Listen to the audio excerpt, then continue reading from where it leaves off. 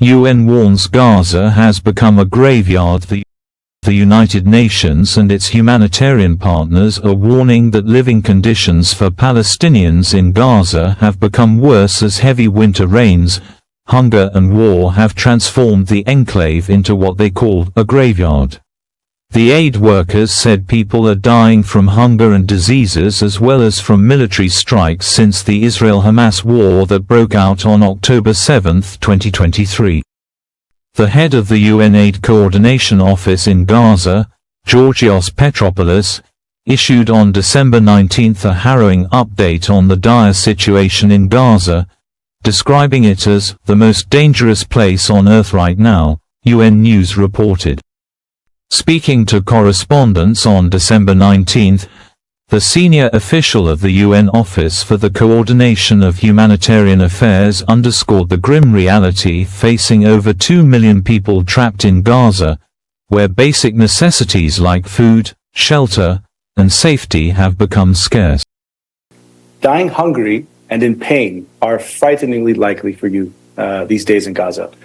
We're there to support over 2 million people who for more than 14 months have struggled to stay alive, to uphold their dignity and that of their families. Each day they try to secure the most basic necessities, food, shelter, and now quite literally attempting to just stay alive. But we're not allowed to do our jobs. The humanitarian office has been striving to deliver food, healthcare, and safe drinking water to Gaza's besieged population, but fuel shortages and blocked access routes have exacerbated the crisis. Petropoulos said these efforts have been opposed by what he referred to as blanket prohibitions from Israeli authorities. From where we are in Gaza, it looks like the aid system has been weaponized.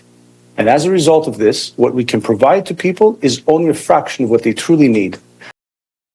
He further revealed that aid delivery often becomes a race against time, with insufficient supplies to meet the growing needs of the population.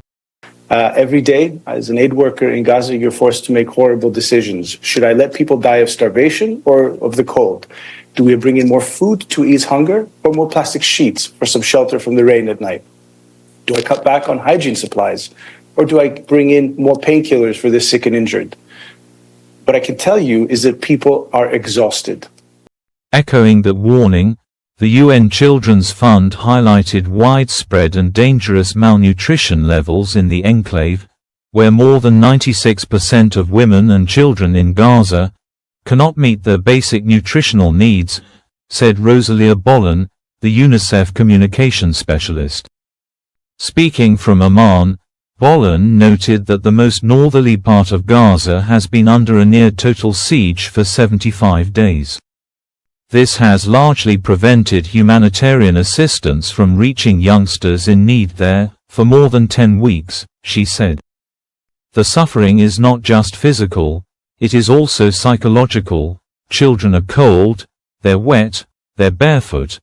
I see many children who still wear summer clothes and with cooking gas gone. There's also lots of children I see scavenging through piles of garbage looking for plastic they can burn. Louise Wateridge, the senior emergency officer of the UN Agency for Palestinian Refugees, said, "The world is not seeing what's going on with these people. It's impossible for families to shelter in these conditions." Speaking from Nusayrat in central Gaza after heavy winter rains, Wateridge insisted that an entire society here is now a graveyard. Over 2 million people are trapped. They cannot escape, and people continue to have basic needs deprived, and it just feels like every path here that you could possibly take is leading to death.